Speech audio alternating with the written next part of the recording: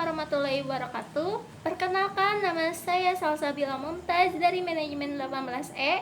Di sini saya akan mempresentasikan tentang analisis studi kelayakan bisnis usaha produksi beras PGB Maju Jaya di Karawang.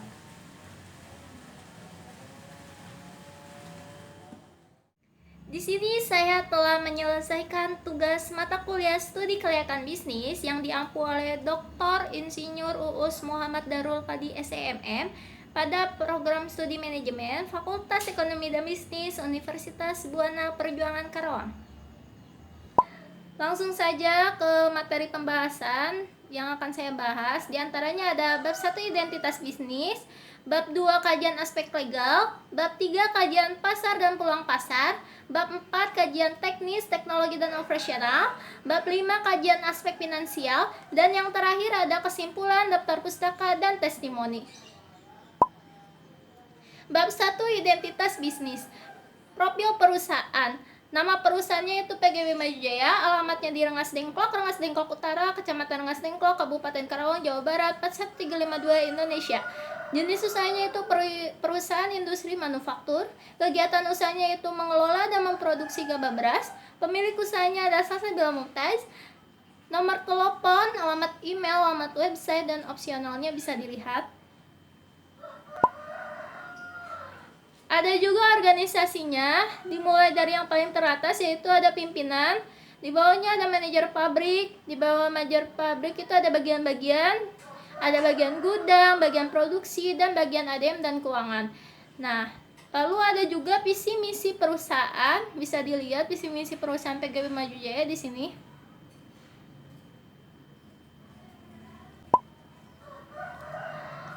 Bab 2 kajian aspek legal. Di sini perusahaan PGB Maju Jaya telah melengkapi izin usahanya dari mulai surat izin usaha perdagangan, surat izin tempat usaha, izin gangguan, izin mendirikan bangunan, tanda daftar perusahaan, dan NPWP-nya sudah dilengkapi pada aspek legal. Nah, lalu juga ada cakupan usahanya. Cakupan usahanya itu ada luas tanah. Luas tanahnya itu sekitar 3.500 meter persegi. Lalu luas bangunannya 3.133 meter persegi. Kapasitas produksinya 200 karung beras per hari. Cakupan pasarnya nasional. Modal dasarnya 9.834.450. Modal ditempatkannya yaitu 5.834.450.000. Modal disetornya 4 miliar. Bab 3 kajian aspek pasar dan peluang bisnis. Segmentasi pasar PGB Maju Jaya dari segi geografinya mencakup seluruh negara Indonesia atau nasional. Demografinya semua kalangan dan segala umur, baik perempuan ataupun laki-laki yang mengkonsumsi beras. Segmen pemasarannya masyarakat dari kalangan menengah ke atas karena disesuaikan dengan harga dan target pasar yang ada. Pasar sasaran PGB Maju Jaya dalam memasarkan produknya yaitu kepada grosiran seperti koperasi, pasar induk, pasar modern, dan juga konsumen langsung yang mengkonsumsi beras seperti rumah tangga dan pengecer beras. Posisi pasar PGB Maju Jaya itu sebagai perusahaan beras yang memproduksi beras berkualitas tanpa bahan kimia tambahan dan bersih dari berbagai kotoran. Bauran pemasarannya ada produk yang dihasilkan perusahaan pengolahan gabah ini adalah beras. Produk ini dikemas dalam kemasan karung dengan ukuran yang beratnya 50 kg. Lalu produk itu dihasilkan yaitu ada dua, yaitu beras Setramos dan beras Pandan Wangi. Lalu ada juga harganya. Pendapatan harga yang dilakukan PGB Maju Jaya berdasarkan pendapatan harga yang sesuai dengan berlaku di pasar. Nah, di sini diketahui harga beras Pandan Wangi yaitu 700.000 dan harga beras Setramos itu 600.000. Lokasi atau distribusi. Lokasi PGB Maju Jaya berada di Rengas Dengklok. Saluran distribusi yang dilakukan PGB Maju Jaya itu ada dua saluran. Di antaranya, saluran pertama yaitu beras yang dihasilkan oleh usaha ini langsung dijual kepada konsumen akhir. Nah, saluran keduanya beras yang dihasilkan dijual kepada pengecer untuk dijual kembali kepada konsumen akhir. Promosi yang dilakukan usaha ini yaitu dalam memperkenalkan produk kepada masyarakat industri antara lain dengan berbagai multimedia internet dan surat kabar, pemberian sampel produk kepada pelanggan, dan diskon untuk pembelian dalam partai besar. Bisa dilihat di sini ada peramalannya. Di sini saya meramalkan dari tahun 2021 sampai 2025. Ada juga permintaan beras dalam per karungnya. Lalu dari perhitungan ini hasilnya itu ramalan penjualan untuk tahun 2026 itu sebesar 38.000 karung. Peluang bisnis. Strategi peluang bisnis yang dimiliki PGB Maju Jaya di antara lain ada 1, membangun kemitraan dengan para petani. Misalnya, dengan pemberian benih, padi, dan pupuk kepada para petani dengan harapan agar petani nantinya menjual hasil panen ke perusahaan. Yang kedua, pemanfaatan teknologi secara optimal untuk menaikkan kualitas produk dengan standar nasional. Lalu yang ketiga juga ada memanfaatkan sarana internet untuk memasarkan produk keluar Pulau Jawa. Misalnya dengan mengupload tentang perusahaan ke media sosial seperti Instagram, Facebook, Twitter, dan lain sebagainya. Bab 4, kajian aspek teknis, teknologi, dan operasional. Cakupan produksi atau operasinya. Sasaran pasar. Sasaran pasar PGB Maju Jaya ini yaitu kepada grosiran seperti koperasi, pasar induk, pasar modern, dan juga konsumen langsung yang konsumsi beras seperti rumah tangga dan pengecer beras. Jumlah produksi. Jumlah produksi usaha PGB Maju Jaya yaitu sebesar 200 karung dalam perharinya atau setara dengan 10 ton beras per hari dalam waktu pengerjaan yaitu 8 jam kerja. Kebutuhan teknis, analisis lokasi. Di sini saya menganalisis lokasinya dari kebutuhannya. Kebutuhannya yaitu ada pasar, bahan baku, transportasi, tenaga kerja, pertimbangan lainnya juga. Lalu di sini saya mengambil analisisnya dari tempat Kelari, Jatisari, dan Rengas Dengklok. Berdasarkan metode penilaian hasil Palu, maka lokasi yang tertinggi yang dipilih adalah Rengas Dengklok yang nilainya dapat 6. Bangunan atau gedung. Di sini bisa dilihat ada perincian bangunannya. Bangunan produksi, bangunan kantor, dan semua perinciannya itu berjumlah 21 unit dan juga luasnya itu 3.134 meter persegi. Lalu ada perincian inventaris produksi kantor dan seluruh jumlahnya itu ada 82 unit. Ada juga layout pabrik, bisa dilihat di sini layout pabrik perusahaan PGB Maju Jaya. Lalu ada peralatan produksi atau mesin utamanya. Bisa dilihat juga perinciannya. Semuanya totalnya itu ada 18 unit. Dan ada peralatan produksi pendukungnya yang totalnya semuanya ada 6 unit. Bahan baku utama dan bahan baku pendukung. Bahan baku utama yang digunakan PGB Maju Jaya dalam memproses pengolahan gabah menjadi beras yaitu gabah. Harga bahan baku itu bervariasi dengan sesuai dengan jenisnya. Rata-rata harga gabah itu 4.200 per kilogram. Sedangkan bahan baku pendukung PGB Maju Jaya itu tidak ada karena untuk memproses gabah menjadi beras hanya dengan pengupasan kulit yang dilakukan oleh mesin produksi. Lalu penyediaan bahan baku. Penyediaan bahan baku pada PGB Maju Jaya menjadi tanggung jawab bagian gudang yang akan bertugas untuk membantu proses produksi.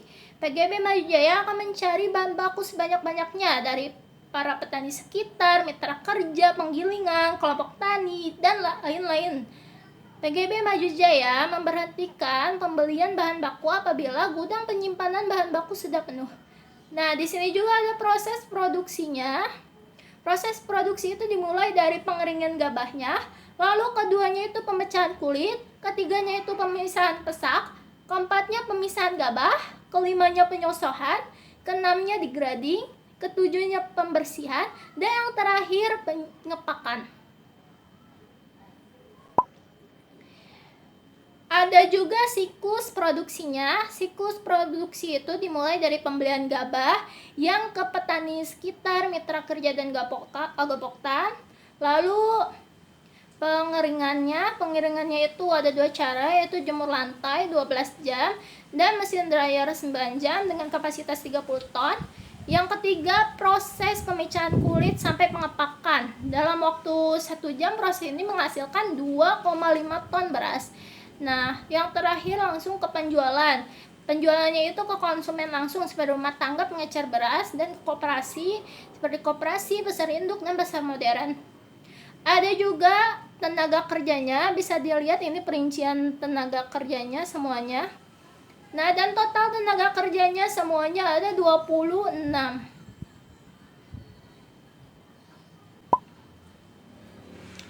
Bab 5, kajian aspek finansial. Dana investasi. Biaya investasi yang digunakan PGB Maju Jaya yaitu biaya pembangunan proyek yang terdiri dari pengadaan tanah, gedung, mesin, peralatan, biaya pemasangan, biaya studi kelayakan, dan biaya lainnya. Bisa dilihat di sini perincian tanah dan bangunannya.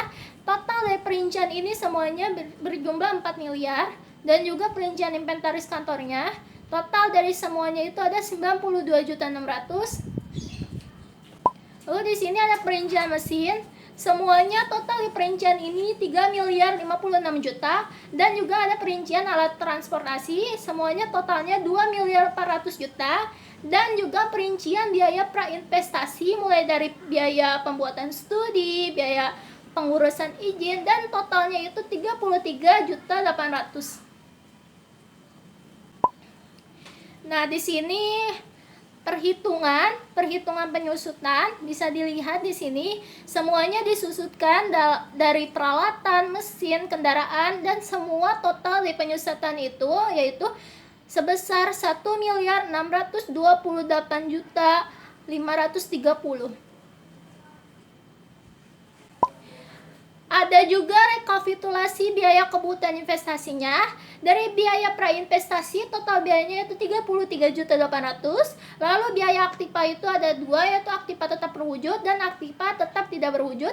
Yang total investasinya itu sebesar 9.834.450.000. Dan juga di sini ada modal sendiri. Modal sendirinya yaitu 5.434.450.000 dan dana pinjamannya itu sebesar 4.400.000.000 dan depresiasinya itu perhitungannya kita dapat itu semuanya 1.628.530.000.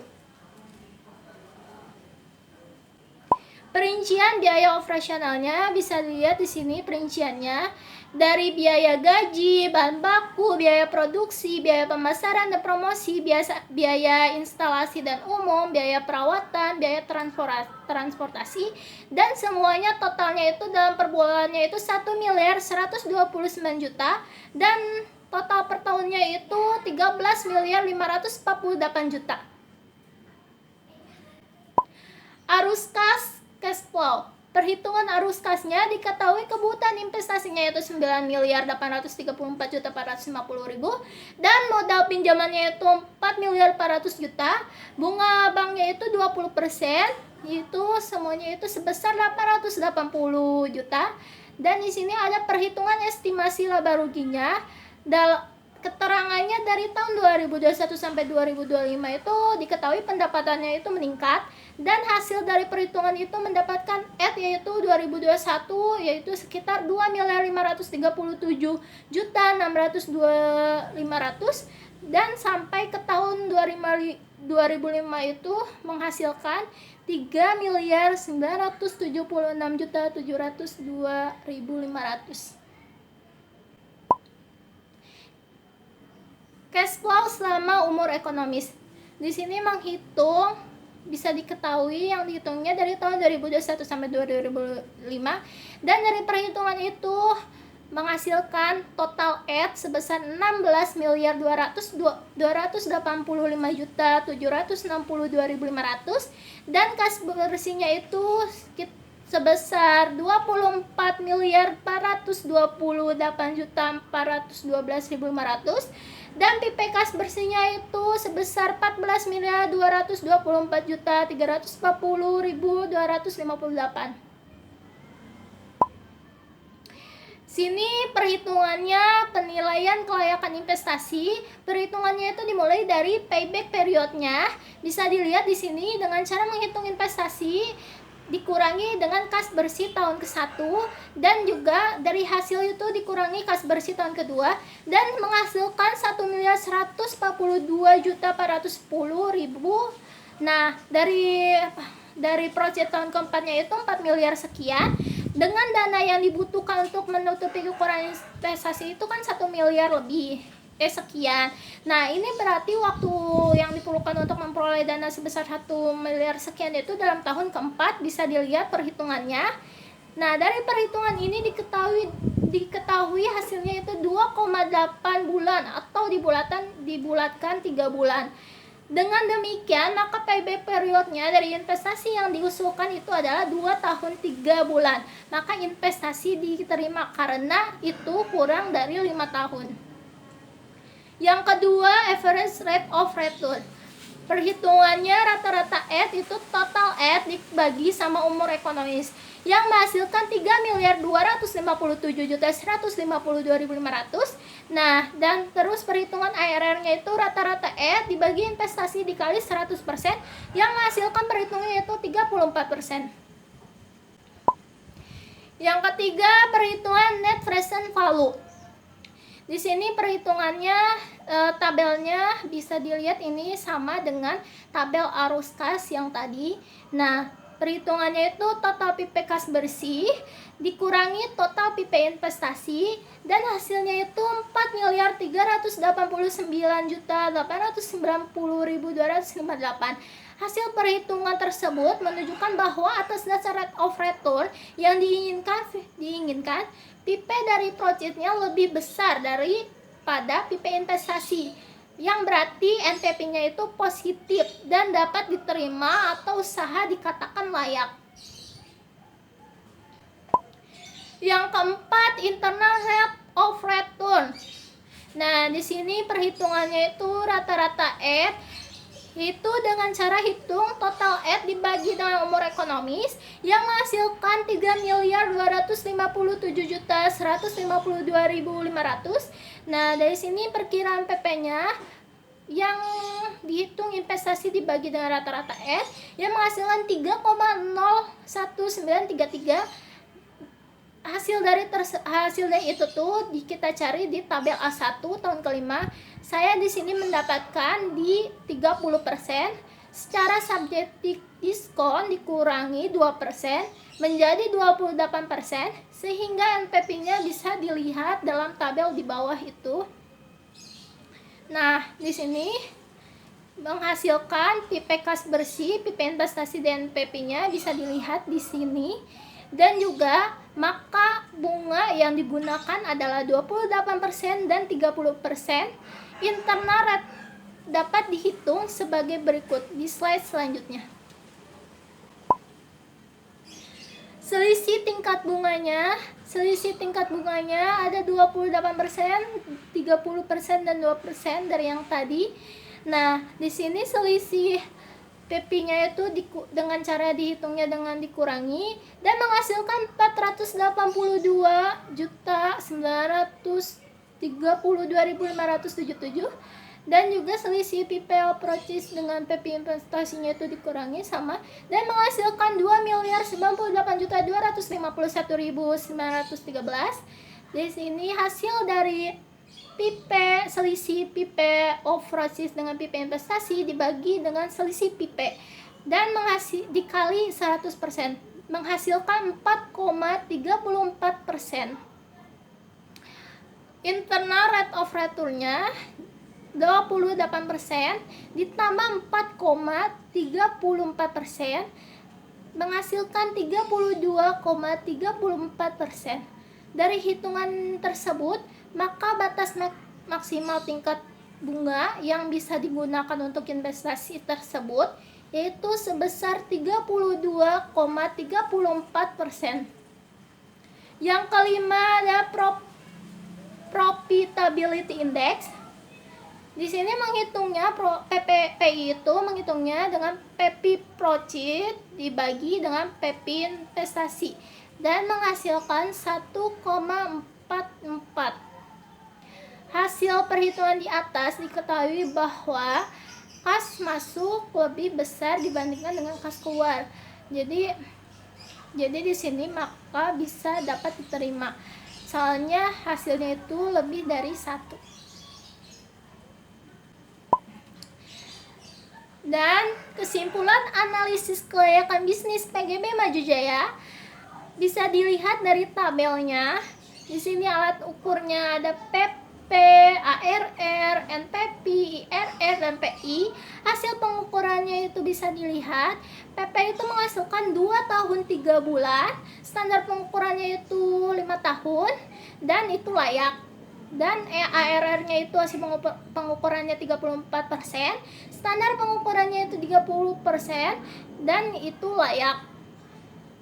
NPP-nya itu 4.389.890.258, dan standar pengukurannya itu 4 miliar, dan itu juga layak. IRR-nya itu 32,34%, standar pengukurannya itu 25%, dan itu juga layak. PI-nya itu 1,44, standar pengukurannya itu 1, dan itu juga layak. Sesuai dengan perhitungan kelayakan investasi yang terdiri dari PP, ARR, NPP, IRR, dan PI, maka diketahui dari tabel tersebut itu bahwa usaha ini dikatakan layak untuk dijalankan karena hasil pengukuran usaha memenuhi standar pengukuran tersebut. Dan kesimpulannya, berdasarkan hasil analisis yang telah dilakukan pada perusahaan PGB Maju Jaya, dapat diperoleh kesimpulan sebagai berikut. 1. Dari identitas bisnis PGB Maju Jaya jelas dan lengkap, dari mulai latar belakang perusahaan, profil perusahaan, struktur organisasi, sampai dengan visi misi perusahaan. Nah, yang kedua itu dari analisis kajian aspek legal PGB Maju Jaya sudah melengkapi berkas perizinan usahanya sehingga tidak ada hambatan dalam aspek hukum.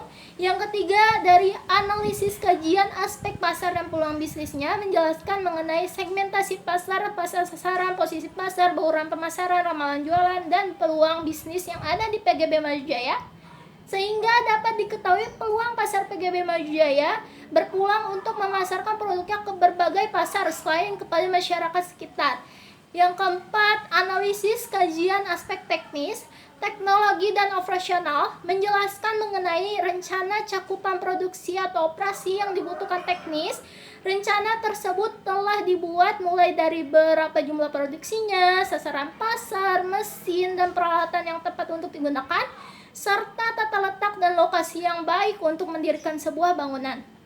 Dan yang kelima, analisis kajian aspek finansial menghasilkan nilai kriteria investasi yang cukup besar, di mana dapat dilihat sebagai berikut.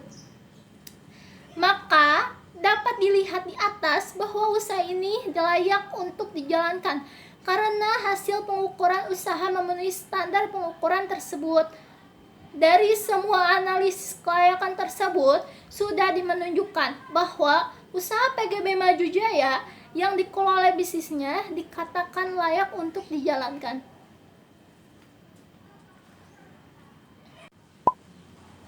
Daftar pustaka.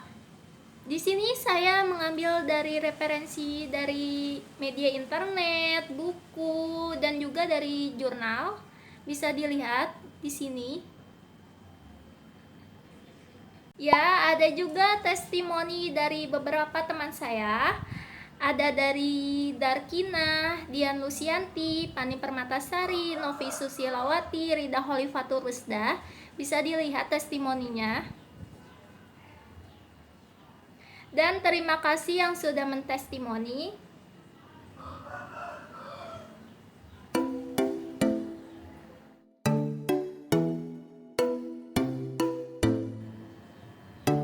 Cukup sekian presentasi dari saya, kurang lebihnya mohon maaf. Wassalamualaikum warahmatullahi wabarakatuh.